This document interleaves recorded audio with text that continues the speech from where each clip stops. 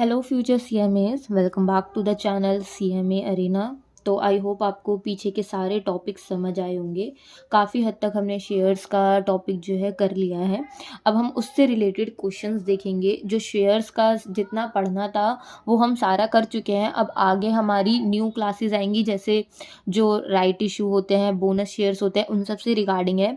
Shares में issue कैसे करते हैं ये बेसिक मैं पढ़ा चुकी हूँ आपको। अब उससे रिगार्डिंग हम दो इलस्ट्रेशंस करेंगे बड़े बड़े। आज हम एक ही इलस्ट्रेशन करेंगे क्योंकि ये काफ़ी बड़ा और काफ़ी अच्छा इलस्ट्रेशन है, फोरफिटेड और री इशू से रिलेटेड। ठीक है, ये ज़्यादातर जो इलस्ट्रेशन 14 है ना, ये फोकस फोरफिट और री इशू पर ही करता है। और थोड़ा इसमें प्रोराटा का भी बहुत अच्छा कॉन्सेप्ट है। ओवरऑल बोलूँ तो ये बहुत ही अच्छा क्वेश्चन है, आपको इसकी प्रैक्टिस करनी चाहिए। एग्ज़ाम में ऐसे क्वेश्चंस काफ़ी बार पूछे जाते हैं। तो चलो मैं पहले आपको बता देती हूँ। जिस तरीके से मैं क्वेश्चन का इस तरीके से एक पैटर्न या एक ब्लूप्रिंट समझ लो बनाती हूँ ना, वैसे ही आप भी ऐसे ही कर लिया करो। एग्ज़ाम में बहुत हेल्प मिलेगी। एग्जाम में जैसे ही क्वेश्चन आता है ना, करते ही पढ़ते ही ना इस तरीके से बना लिया करो, ताकि आपको तुरंत तुरंत पता चल जाए, आपको बार बार ना पढ़ना ना पड़े क्वेश्चंस को। वैसे भी शेयर्स के क्वेश्चन काफ़ी बड़े बड़े होते हैं। ओके, तो आप सीधा पढ़ते जाओ और उसको ना इस तरीके से बनाते जाओ कि ऐसा हुआ है, फिर ऐसा हुआ है, फिर ऐसा हुआ है, ताकि आप आराम से क्वेश्चन को अटेम्प्ट कर पाओ बिना किसी टाइम वेस्ट के। ओके, अगर वीडियो थोड़ी भी लंबी होती है तो आप इसको 1.5 की स्पीड पर या 2x की स्पीड पर भी देख सकते हो। बट मैं चाहूँगी कि ये मैं अच्छे से आपको समझा पाऊँ क्वेश्चन, तो मैं आपको बोलूँगी कि आप 1.5 पे देखो, बहुत आराम से समझ आएगा। और 2 पे भी बहुत बच्चों को समझ आता है, तो आप 2 पर भी कर सकते हो। ठीक है, 1.5 पे तो पक्का ही कर लेना। तो चलो मैं बता देती हूँ क्वेश्चन कह क्या रहा है। देखो, एक कंपनी थी जिसने 6000 शेयर्स जो है इशू करे हैं। 10+2 मतलब 10 का शेयर है और 2 का प्रीमियम है। इस तरीके से उसने कॉल्स मंगाई है, 2, 5, 3 और 2। अलॉटमेंट पे ही हमें यहाँ पर SPR मिला है, मतलब सिक्योरिटी प्रीमियम मिला है। आगे लेकिन उसने रिसीव कितनी कर ली? 9000 एप्लीकेशन उसने रिसीव कर लिए। 6000 इशू करी थी बट 9000 की हमें एप्लीकेशन रिसीव हुई है।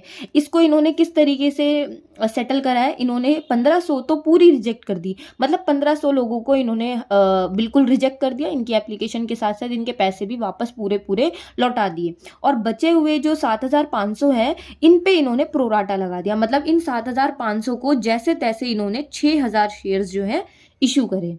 ठीक है, कोई हमें कैटेगरी नहीं बताइए कि इतनों को इतना दिया, इतनों को इतना। तो इसका मतलब 7500 को 6000 शेयर्स है जो है इन्होंने नॉर्मली इशू कर दिए।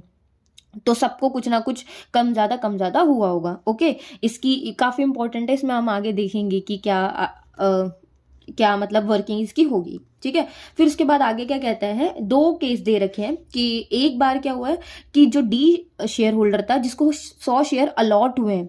भाई ये वर्ड तो इतने ध्यान से पढ़ना कि यहाँ अलॉट लिखा है या अप्लाइड लिखा है। मैं आपको बताऊंगी कि ये वर्ड क्यों इतना मायने रखता है, क्योंकि अगर यहाँ अप्लाइड होता तो अलग बात है, अलॉट होता तो अलग बात है।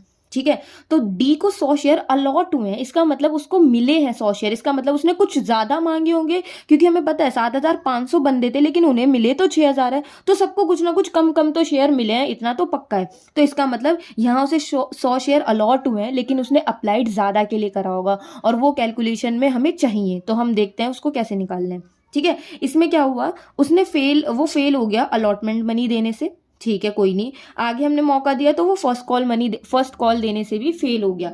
तो दोनों कॉल के बाद हमने फोरफीट कर लिया। इसका मतलब डी के लिए हमने सेकंड कॉल को मंगाया ही नहीं। इसका मतलब इसकी यहीं तक कॉल्ड अप है, इसका मतलब ये कॉल्ड अप अमाउंट इसकी यहीं तक होगी। ठीक है, तो इसके लिए 8 ही रुपए कॉल्ड अप है, 2 रुपए कॉल्ड अप है ही नहीं। और इसी वजह से ये पढ़ना बहुत जरूरी है कि कहाँ पर फोरफीट करा गया है, क्योंकि शेयर कैपिटल में उतना ही पैसा जाएगा ना जितना आपने मंगाया है। तो इसका मतलब 8 तक ही शेयर कैपिटल में जाएगा। बहुत ध्यान से देखिएगा कि फर्स्ट कॉल के बाद ही फोरफीट कर दिया, तो फर्स्ट कॉल करने के बाद आपको पहले फोरफीट की एंट्री करनी है इसकी। और देखो यहाँ पर इसी क्या कहता है कि जेड के पास 200 शेयर, मतलब 200 शेयर का होल्डर है ये फेल कर गया फर्स्ट कॉल और सेकंड कॉल, और उसके बाद फोरफीट करी। मतलब इसके लिए तो पूरी शेयर जो कॉल है वो पूरे 10 रुपए की है, और जब सेकंड कॉल हो जाएगी ना तो मैं उसके बाद इसे फोरफीट करूंगी। ओके, यहाँ फोरफीट हम फर्स्ट कॉल के बाद करेंगे, यहाँ फोरफीट हम सेकंड कॉल के बाद करेंगे। दोनों में क्यों डिफरेंस आ रहा है? क्योंकि यहाँ इसके लिए कॉल्ड अप मनी, मतलब मेरे द्वारा बुलाई गई मनी सिर्फ 8 रुपए है, और इसके लिए 10 रुपए। मैंने इससे पूरे 10 मंगाए थे, जिसमें ये 2 कॉल देने में असमर्थ हो गया।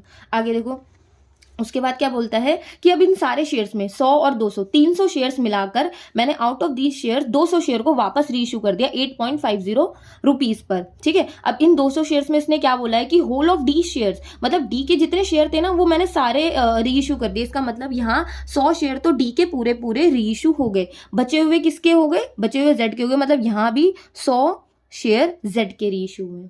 तो ये था क्वेश्चन, बहुत ही अच्छा, बहुत ही इंपॉर्टेंट क्वेश्चन है। तो अब देखते हैं इसकी किस तरीके से एंट्रीज होगी। और वर्किंग नोट तो बहुत इंपॉर्टेंट है, वर्किंग नोट अच्छे से समझिएगा। तो चलो स्टार्ट करते हैं। सबसे पहले क्या होगा, हम सबसे पहले एप्लीकेशन के पैसे मंगाते हैं।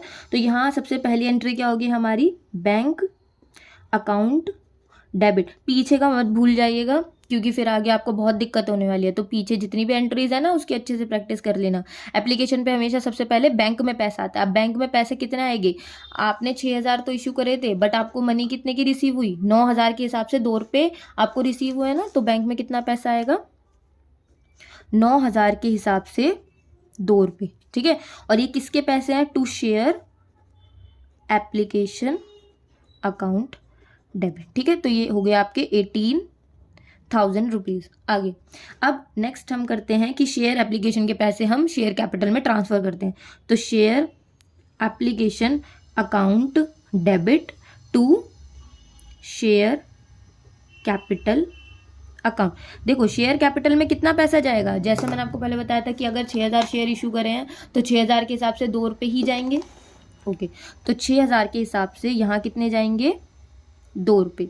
ठीक है, शेयर एप्लीकेशन पे कितना जाएगा भाई, जितने से आपने ओपन करा है ना अकाउंट उतने से आप क्लोज करोगे।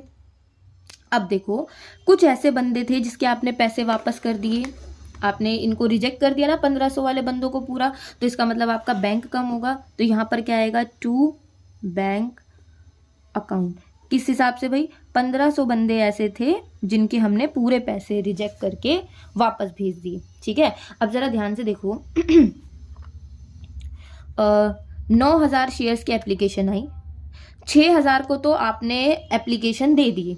ठीक है, उसके बाद 1500 बंदों के आपने पैसे वापस कर दिए। तो ये जो 1500 बच गए ये ऐसे शेयर्स के पैसे हैं जो कि आपने आगे अलॉटमेंट पे दे दिए होंगे। मतलब 6,000 लोग 6,000 जो आपने शेयर इशू करे हैं उन लोगों ने आपसे 6,000 तो नहीं मांगे थे, उन्होंने आपसे ज़्यादा पैसे मांगे थे इसलिए उन्होंने आपको ज़्यादा शेयर मांगे थे इसलिए उन्होंने आपको ज़्यादा पैसे दिए ना। लेकिन आपने उन सबको क्या करा, उन सबको कम कम शेयर दिए। तो इसका मतलब आपके पास ऐसा पैसा पड़ा है जिस पे आपका अधिकार नहीं है। ठीक है, फॉर एग्जाम्पल मैंने आपसे 10 शेयर मांगे लेकिन आपने तो मुझे 8 ही शेयर दिए ना। तो जो 2 शेयर के पैसे मैंने आपको दिए हैं, 2 के हिसाब से 2 मतलब 4 रुपये, वो आप क्या करोगे, वो आप आगे अलॉटमेंट पे ट्रांसफर कर दोगे कि मैं कल आपको अलॉटमेंट के पैसे भी तो मांगने वाली हूँ ना, तो मैं वो पैसे नहीं मांगूंगी, मैं अलॉटमेंट पे ट्रांसफर कर रही हूँ। तो वो हमने सीखा था ना प्रोराटा में ऐसे ही होता है। तो यहाँ पर क्या आएगा, शेयर अलॉटमेंट अकाउंट, कि अब ये अलॉटमेंट के पैसे हम आगे ट्रांसफर कर रहे हैं। तो यहाँ पर कितना था, 1500 के हिसाब से 2 ही रुपये आएंगे। इसका मतलब ये देखो यहाँ 3,000, यहाँ भी 3,000, यहाँ 12,000। ओके, तो ये हमारी एंट्री ये वाली पूरी कंप्लीट हो गई है। ठीक है, तो एप्लीकेशन की हमारी एंट्री हो गई। अब नेक्स्ट करते हैं हम अलॉटमेंट की एंट्री। अब देखो अलॉटमेंट की एंट्री करने से पहले एक यहाँ पर क्या बात है भाई, कि यहाँ अलॉटमेंट का पैसा एक बंदा देने से चूक गया, तो इसका मतलब मुझे अलॉटमेंट पे यहाँ पूरे पैसे नहीं मिलेंगे, इसे हमें याद रखना है। अच्छा, क्या आप ऐसा करोगे कि 100 के हिसाब से 5 रुपये सीधा डाल दोगे अलॉटमेंट पे? बिल्कुल नहीं, क्योंकि अभी मैंने आपको बताया ना इस वर्ड की क्या अहमियत है। यहाँ उसने अलॉट, इसका मतलब डी को 100 शेयर आपने अलॉट करे हैं, उसने आपसे पैसे ज़्यादा मांगे होंगे, सॉरी शेयर्स आपने उसने आपसे शेयर ज़्यादा मांगे होंगे। तो इसका मतलब उसके कुछ एक्स्ट्रा पैसे आपके पास पड़े थे जो कि आपने अलॉटमेंट पे आगे ट्रांसफर कर दिए, तो आप इससे कम पैसे मांगोगे। अब उसकी आप वर्किंग नोट देखो कैसे होगी। देखो साइड में वर्किंग नोट कर देते हैं और इस तरफ एंट्रीज कर लेंगे ताकि आपको साइड बाय साइड समझ आ जाए। देखो वर्किंग नोट इसकी कैसे होगी, सबसे पहले तो आप ये पता लगाओ कि डी को आपने डी ने आपसे कितने शेयर मांगे थे। ठीक है, अब ये कैसे पता लगाओगे, देखो आपको निकालना है रेशो अप्लाइड और अलॉटेड का। ठीक है, अलॉटेड अप्लाइड किसी का भी आप रेशो निकाल सकते हो। सबसे पहले आप रेशो निकालो कि कितने लोगों ने अप्लाइड करा था और आपने किस हिसाब से अलॉट करा। तो भाई अप्लाइड के लिए कितने लोग आए थे, 7,500 लोग आए थे अप्लाइड के लिए, लेकिन आपने कितने अलॉट करे, आपने करे 6,000 अलॉट। तो ये बन गई आपकी अप्लाइड अलॉटेड की रेशो। अब देखो 7,500 जिसने अप्लाइड करा तो आपने उसको 6,000 अलॉट करे हैं, तो डी ने ऐसे कितने शेयर मांगे थे जो आपने उसको 100 अलॉट करे। अब आपको इसका इजी आता है ना, कैसे करोगे, देखो x इज इक्वल्स टू यहाँ रखकर, ये देखो x इधर पहुंचा, ये इधर पहुंचा, तो 7,500 इंटू 100 डिवाइडेड बाय 6,000, इसको करने से x की वैल्यू आ जाएगी। इसका मतलब कितने शेयर उसने आपसे मांगे थे वो आ जाएगा। तो इसकी वैल्यू देखो कितनी आएगी ये आ रहा है 125 शेयर। इसका मतलब भाई डी ने ना आपसे 125 शेयर्स मांगे थे, लेकिन आपने उसको सिर्फ 100 शेयर्स दिए हैं। इसका मतलब 25 शेयर्स के हिसाब से कुछ ऐसा पैसा है जो कि आपके पास है, जिस पे आपका अधिकार तब नहीं था। इसलिए आपने बोला कि अलॉटमेंट पे जब मैं आपसे पैसे मांगूंगा ना तो मैं कम पैसे मांगूंगा, क्योंकि आपके कुछ एक्स्ट्रा पैसे मेरे पास पहले से ही पड़े हैं। अब उसको देखते हैं क्या एक्स्ट्रा कितने पैसे पड़े हैं। तो देखो total money received from D से कितना पैसा आपको रिसीव हुआ होगा, पहले आप ये देखो। तो आपको रिसीव हुआ 125 के हिसाब से 2 रुपये, उसने 125 की एप्लीकेशन भिजवाई होगी ना 2 के हिसाब से, तो इसका मतलब कितने पैसे रिसीव हुए हैं आपको, 250, 250 रुपीज आपको रिसीव हुए थे। अब इसमें से सबसे पहले तो आप माइनस करो एप्लीकेशन मनी, कि आप एप्लीकेशन मनी के आपने कितने पैसे काटे। तो भाई आपने तो 100 ही शेयर्स दिए थे, तो 100 के हिसाब से 2 रुपये तो काटोगे एप्लीकेशन के। इसका मतलब यहाँ 200 रुपये इसके कट हो गए, मतलब 50 रुपये जो है बैलेंस पड़ा है या एडवांस पड़ा है। ठीक है, अब ये आप कहाँ यूज करोगे, ये आपने इसको पैसे वापस नहीं दिए, आपने इसे बोल दिया कि मैं अलॉटमेंट पे यूज कर लूंगा ये पैसे। ठीक है, तो इसका मतलब अब आगे देखो माइनस करते हैं हम अलॉटमेंट मनी। आगे आप अलॉटमेंट मनी के कितने पैसे मांगते हैं, आप 100 के हिसाब से कितने पैसे मांगते हैं, अलॉटमेंट मनी कितने की है, 5 रुपए की। तो इसका मतलब आप मांगते इससे 500 रुपये ना। तो इसका मतलब ये कितने पैसे देता आपको अलॉटमेंट पे, ये आपको सिर्फ 450 देता, क्योंकि 50 रुपये इसके पहले से ही पड़े। इसका मतलब ये है ड्यू फॉर अलॉटमेंट, और इसने अलॉटमेंट की कॉल ही नहीं दी, तो इसका मतलब इसने 450 नहीं दिए, 500 नहीं 450 नहीं दिया। और यही सबसे इंपॉर्टेंट वर्किंग नोट थी जो मेरे को आपको बतानी थी। ठीक है, सबसे पहले अप्लाइड अलॉटेड का रेशियो निकालो, फिर ये चेक करो कि उसने कितने शेयर्स मांगे थे, फिर ये चेक करो कि कितने पैसे यूज़ हो गए, कितने पैसे बच गए और कितने उससे अभी और लेने हैं। तो आपको इससे 450 लेने थे। ठीक है, अब करते हैं यहाँ एंट्री अलॉटमेंट की। सॉरी देखो अलॉटमेंट की एंट्री कैसे होगी, अलॉटमेंट का सबसे पहले हम ड्यू करते हैं ना, तो सबसे पहले ड्यू की एंट्री कैसे होती है, share allotment account debit to share capital account to security premium reserve, क्योंकि इस बार सिक्योरिटी प्रीमियम रिजर्व भी है।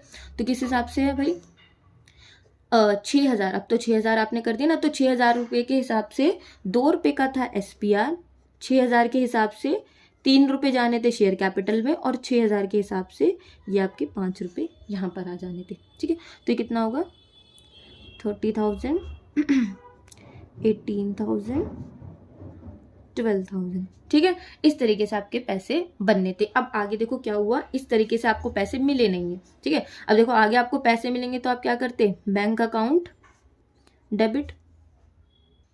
तो देखो बैंक अकाउंट डेबिट कर दिया। अब देखो कुछ ऐसे पैसे हैं ना जो हमें नहीं मिलने वाले, तो इसका मतलब यहाँ calls in arrear account debit भी होगा।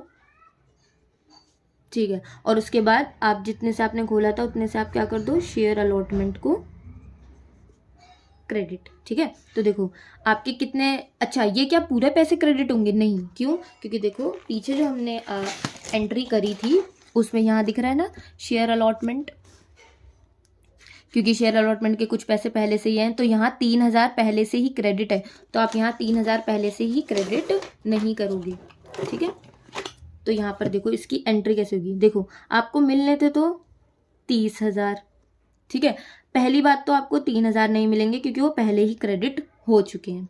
दूसरी बात, आपको एक बंदा ये 450 रुपीज़ नहीं देगा क्योंकि ये अरियर में थी, ठीक है। तो इसका मतलब आपको कितने पैसे रिसीव होने वाले हैं, 30,000 माइनस 3,000 माइनस 450, मतलब बैंक में आपके पैसा आने वाला है 26,550। अरियर का कितना है 450, और ये जो अभी आपने निकाला वो कितना था सॉरी, ये बैंक की एंट्री थी, ये यहाँ तक की होगी, ये इधर तक की होगी कि आपको अलॉटमेंट इतने का ही मिलेगा। इसका मतलब 27,000, ठीक है। ये जो मैंने यहाँ करा था ना, ये आप बैंक की तरफ कर देना कि बैंक में इस तरीके से पैसे आएंगे, करनी चाहिए वैसे, ताकि आप कंफ्यूज ना हो कि 3,000 की जगह आपको कितने मिलेंगे, माइनस 450, समझ गए। तो ये हो गया हमारी अलॉटमेंट वाली एंट्री। आगे नेक्स्ट एंट्री कौन सी करेंगे, अब हम फर्स्ट कॉल को ड्यू करेंगे। तो फर्स्ट कॉल ड्यू कैसे होगी, share first call account debit to share capital account, किस हिसाब से भाई, ये होगा हमारा 6,000 के हिसाब से 3 रुपये, तो 18,000 की हमारी फर्स्ट कॉल होनी थी। तो अब क्या 18,000 हमें मिलेंगे, नहीं, क्योंकि अब तो 2 बंदों ने अरियर कर दिया, 2 बंदों ने हमें पैसे नहीं दिए, तो यहाँ बैंक अकाउंट डेबिट तो होगा पर कॉल्स इन अरियर भी होगा वापस से, ठीक है, ठीक है। और उसके बाद टू यहाँ पर क्या आएगा, जितने से आपने खोला है ना उससे आपको क्लोज करना है, ठीक है। अब एक बात देखो, कॉल्स इन अरियर का कैलकुलेशन कर लेते हैं। यहाँ पर आप ना साफ साफ करना है, यहाँ थोड़ा स्पेस कम है ना, इसलिए मैं ऐसे कर रही हूँ। देखो सबसे पहले तो जो डी बंदा था जिसके 100 शेयर्स हैं वो हमें 100 के हिसाब से 3 रुपये नहीं देगा, प्लस जो जेड बंदा था वो 200 के हिसाब से हमें 3 रुपये नहीं देगा, तो मतलब 300, 600 900 रुपये हमें नहीं मिलने वाले। और 18,000 से हमें क्लोज करनी थी, तो मतलब 1700 ये आपके आ जाएंगे बैंक में। अच्छा, अब किसी को भी अगर डाउट उठ रहा हो कि आपने जेड का ऐसे क्यों नहीं निकाला जैसे हमने डी का निकाला था, तो आप जेड का भी निकाल के देखोगे ना, तो देखो मैं आपको बताती हूँ। देखो अगर आप जेड का भी निकालना चाहो तो अभी आपको पता चल जाएगा क्योंकि मैं क्यों नहीं करा। देखो मान लो अगर जेड को आपने 200 शेयर अलॉट करे थे, तो आप उसका भी सोच रहे होगे कि कितने अप्लाइड करें, तो इसी फॉर्मूले से आ जाएगा, मतलब 750 इंटू 200 डिवाइडेड बाय 6,000।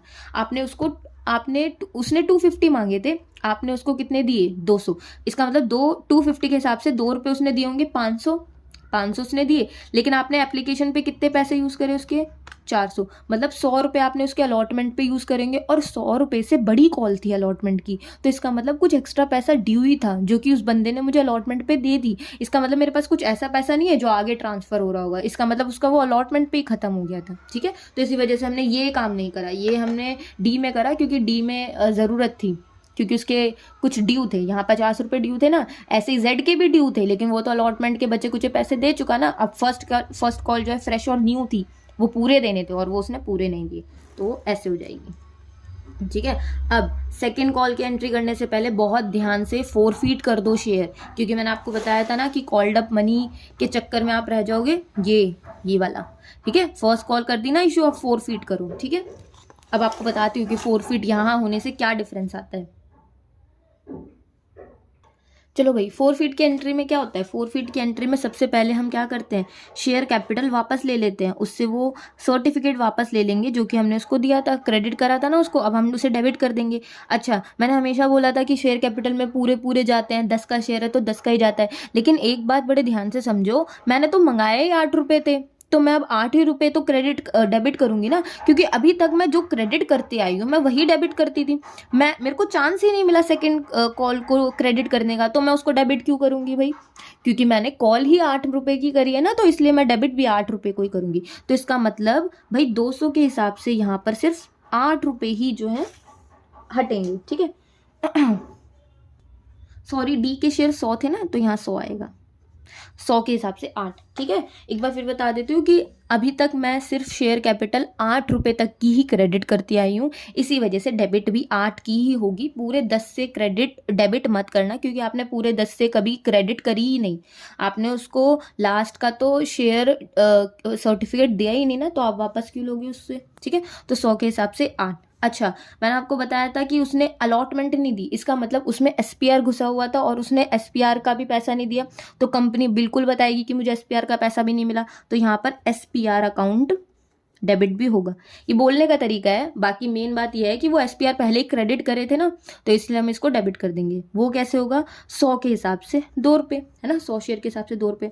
अब सबसे ईजी कैलकुलेशन इसके मैं बताऊँ तो क्या होगा, देखो यहाँ पर आपको क्या लिखना है, शेयर फोरफिटेड, कि आप उसके कितने पैसे आपने शेयर फोरफिट करे, ठीक है। 2, उसने कितनी कॉल्स नहीं दी थी, एक तो इसने दी थी अलॉटमेंट और एक इसने नहीं दी थी फर्स्ट कॉल, ठीक है। तो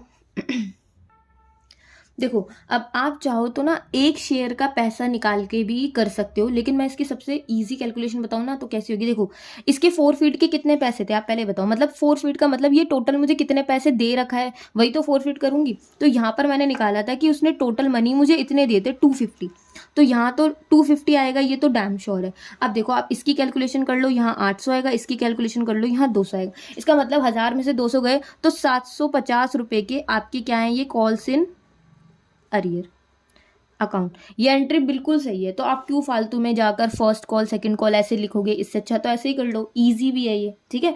तो जिस क्वेश्चन में इस तरीके से हो रहा हो उस क्वेश्चन में इसी तरीके से कर लो, फर्स्ट कॉल सेकंड कॉल ऐसे लिखने की कोई नीड नहीं है, क्योंकि मुझे सीधा सीधा दिख रहा है 250 रुपये वो दे चुका है, तो ये फोरफिट, बचे कुछ पैसे सारे मेरे कॉल्स इन अरियर वापस क्रेडिट में चले जाएंगे, ठीक है। तो ये हो गई इसके फोरफिट की एंट्री। अब नेक्स्ट करते हैं हम सेकेंड कॉल की एंट्री। सेकेंड कॉल की एंट्री क्या होगी, share second and final call account debit to share capital account.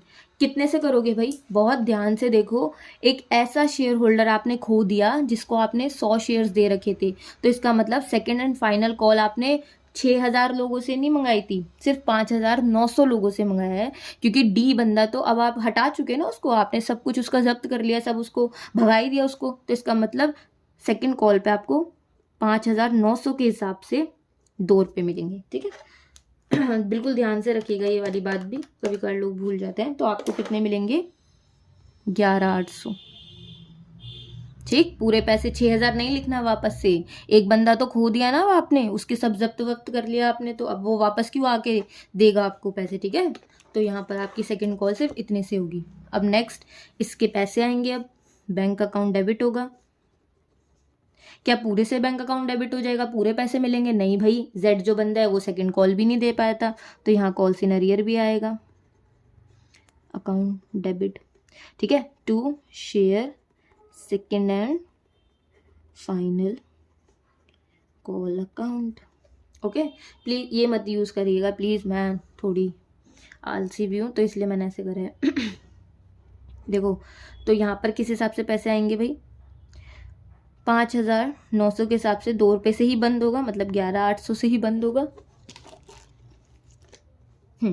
और अरियर में कितना आएगा भाई, 200 शेयर वाले बंदे ने मुझे नहीं दिए होंगे 2 रुपये, तो इसका मतलब ये कितना आ गया, 400, ठीक है। बचे हुए बैंक में पैसे आ जाएंगे, मतलब 11400 रुपये, ठीक है। यहाँ तक की एंट्रीज में आई होप सो आपको कोई डाउट नहीं होगा। अब नेक्स्ट हमें क्या करना है, देखो ये रहा क्वेश्चन कि फर्स्ट और सेकंड हो गई, अब उसके बाद जेड के फोरफिट कर दो, क्योंकि जेड ने फर्स्ट भी नहीं दी सेकंड भी नहीं दी। चलो भाई, अब नेक्स्ट एंट्री क्या होगी कि उसके हम शेयर्स को क्या कर रहे हैं, जेड के शेयर्स को भी हम फोरफिट कर रहे हैं। तो फोरफिट कैसे करते हैं, शेयर कैपिटल अकाउंट को डेबिट करते हैं हम, ठीक है, टू शेयर फोरफीचर कि कितने उसके हमने पैसे जब्त कर लिए हैं, और टू जितने जो भी कॉल्स हैं, ठीक है। तो आप चाहो तो कॉल्स इन अरियर एक ही साथ लिख दो, जो मैंने आपको बताया था इस क्वेश्चन में आसान है, तो आप ऐसे ही कर लो, नहीं तो फर्स्ट कॉल सेकंड कॉल भी कर सकते हो, ठीक। अब देखो ये वाली चीज में आप ये भी समझ जाओगे कि प्रीमियम मिल जाता है तो कंपनी किस तरीके से एंट्री करती है। देखो, जेड जो बंदा था उसने फर्स्ट और सेकंड कॉल ही नहीं दी, इसका मतलब वो अलॉटमेंट की कॉल दे चुका है, इसका मतलब वो सिक्योरिटी प्रीमियम रिजर्व भी दे चुका है। अब कंपनी कुछ नहीं बोलेगी, अब कंपनी एंट्री में बिल्कुल भी जिक्र ही नहीं करेगी कि उसको एसपीआर मिला है नहीं मिला, बस उसको मिल गया वो शांत बैठेगी, ठीक है। अगर उसको एसपीआर नहीं मिलता तो वो चिल्ला चिल्ला के बताती है अपनी एंट्री में कि मुझे एसपीआर नहीं मिला। यहाँ उसको एसपीआर मिल गया ना, अब उसको कोई लेना देना नहीं है, अब वो हटा देगी वो 2 रुपये। अब यहाँ शेयर कैपिटल में कितने पैसे आएंगे,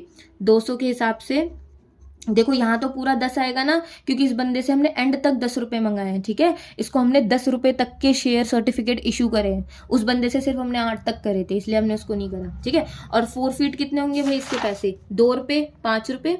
अच्छा क्या 5 रुपये लिखोगे? नहीं, ये शेयर प्रीमियम का जो पैसा है ना, ये गया, ये कंपनी का हो गया, कंपनी इसका जिक्र भी नहीं करेगी, तो इसका मतलब आपको सिर्फ 2 और 3 ये पैसे यहाँ पर जब्त करने हैं। तो 200 के हिसाब से कितने?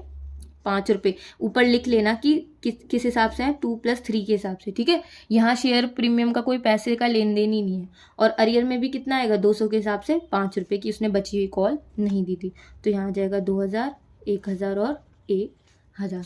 ओके, SPR का बस यही याद रखो, SPR मिलता है तो कंपनी शांत बैठेगी, SPR नहीं मिलता तो कंपनी चिल्ला चिल्ला के बताती है मुझे SPR नहीं मिला, उसकी एंट्री आपको फिर दिखानी पड़ती है, ठीक है। ये हो गई हमारी फोरफीट की। क्वेश्चन काफ़ी बड़ा है, तो आप प्लीज़ इसकी ना स्पीड बढ़ाकर देखना, स्पीड बढ़ाने से आराम से समझ आ जाएगा, लेकिन स्किप मत करना, क्योंकि आपको कॉन्सेप्ट बिल्ड करना बहुत ज़रूरी है। एक क्वेश्चन करो, अच्छे से करो, बस कॉन्सेप्ट आ जाए आपको, ठीक है। तो ये हो गया आपका फोरफीट तक। अब बस आपको लास्ट में बस री इशू करना है, इसका मतलब वही आपको इसके डिस्काउंट कैसा निकलेगा उसकी आप वर्किंग नोट करो, और उसके बाद बस री इशू करना है। चलो करते हैं, चलो भाई अब करते हैं इसका वर्किंग नोट सबसे पहले, क्योंकि हमें ये चेक करना है ना कि किस हिसाब से कितना हमें डिस्काउंट लेना देना है, ये सब। देखो भाई सबसे पहले तो लिखो भाई कितने आप री इशू कर रहे हो, तो आप री इशू कर रहे हो 200 शेयर्स को, ठीक है। इसमें 100 शेयर्स तो आपके डी के हैं, ये डी के शेयर्स हैं, और जेड के शेयर्स भी आपके 100 हैं, ठीक है। अब लिखो कि आप कितना डिस्काउंट आप दे सकते हो, आप कितना यूज कर सकते हो, ठीक है। या फिर लिख दो प्रॉफिट ऑन शेयर्स, कि आपको इनसे कितना प्रॉफिट हुआ है, ठीक है। तो भाई इसके तो 100 के 100 शेयर पूरे ही यूज हो रहे हैं, तो इसका मतलब 100 के हिसाब से जितने भी इसके पैसे फोरफीट करे थे वो मैं पूरे ही यूज कर सकती हूँ। और इसके कितने पैसे फोरफीट करे थे मैंने? इसके फोरफीट करे थे ये रहे 250, इसके 250 पूरे फोरफिट करे थे, तो इसका मतलब डी के जो 100 शेयर्स मैं इशू कर रही हूँ ना, तो इसको इशू करने के लिए मैं ₹250 पूरे इस्तेमाल कर सकती हूँ। इतना तक का मैं डिस्काउंट झेल सकती हूँ, इससे आगे आप डिस्काउंट नहीं झेलोगी, ठीक है। जितना फोरफीट में आपका पैसा पड़ा है ना, आप वहीं तक का डिस्काउंट झेलते हो, उससे आगे आप डिस्काउंट पे इशू नहीं कर सकते, ठीक है। अब आगे जेड का भी निकालते हैं ऐसे। देखो जेड के कितने फोरफीट करे थे भाई? जेड के हमने 1000 रुपये फोरफीट करे थे, लेकिन वो 200 शेयर्स पर थे, है ना। तो इसको अलग से आप निकालो। इसके कितने शेयर्स इश्यू करो आप? 100 ना, तो इसके पहले 100 शेयर्स के अलग से निकालो, तो कितने आएंगे? देखो इसके आएंगे 1000 शेयर्स थे, 1000 पैसे थे, जो कि 200 रुपये पर हमने कमाए हैं। 200 शेयर्स पर हमें सिर्फ 100 शेयर्स के कमाई निकालनी है, तो यहाँ पर कितनी आएगी इसकी? 500, ठीक है। तो अब आप इनके शेयर्स को इशू करने के लिए, ये जो 200 शेयर्स आप इशू कर रहे हो ना, आप 250 और 500 इन दोनों का यूज कर सकते हो, ठीक है। और बचे हुए को आपको CIR में डालना है, ये वाला याद रखिएगा, ठीक है, जो पहले ही करा था। चलो अब डिस्काउंट कितना देना है ये लिखते हैं कि डिस्काउंट कितना मिलेगा। भाई हमने 100 रुपये के 8.50 पर इशू करे हैं पैसे, हमें तो 10 रुपये ही डालने हैं शेयर कैपिटल में। तो अगर 10 का शेयर है और आप 8.50 में इशू कर रहे हो, तो इसका मतलब 1.50 का आप डिस्काउंट दे रहे हो, तो यहाँ 100 के हिसाब से 1.50 का आपको डिस्काउंट झेलना पड़ेगा। इसका मतलब 150 रुपये यहाँ से यूज हो गए, और सेम यहाँ से भी 150 यूज हो जाएंगे। इसका मतलब बचे हुए 100 रुपये और यहाँ बचे हुए 350, ये कहाँ जाएंगे? आपके CR में, ठीक है। ये हो गए डिस्काउंट में यूज, और ये बचे हुए आपके CR में चले जाएंगे। यहाँ से जो 100 शेयर बच रहे हैं, आपको उससे कोई लेना देना नहीं है, क्योंकि वो भी री इशू ही नहीं हुए, ठीक है। तो अब री इशू की एंट्री करते हैं। री इशू की एंट्री कैसे होती है? बैंक अकाउंट डेबिट होता है, ठीक है। कुछ शेयर फोरफीचर का इस्तेमाल किया जाता है, शेयर फोरफीचर अकाउंट डेबिट, तब जाके शेयर कैपिटल पूरी क्रेडिट होती है। अब पूरी कितने से क्रेडिट होगी भाई? 200 के हिसाब से पूरे 10 रुपये जाएंगे, ठीक है। लेकिन 200 के हिसाब से मुझे कितने मिले हैं? सिर्फ 8.50, क्योंकि मैंने इशू ही इस हिसाब से करे, ठीक है। तो 1700 ही हमें बैंक में मिले हैं, ठीक है। 1700 ही हमें बैंक में मिले हैं, लेकिन हमें शेयर कैपिटल कितने से करनी थी? हमें तो 2000 से शेयर कैपिटल क्रेडिट करनी थी ना, तो यहाँ बचे हुए फोरफीचर से यूज हो जाएंगे, जो कितने हैं?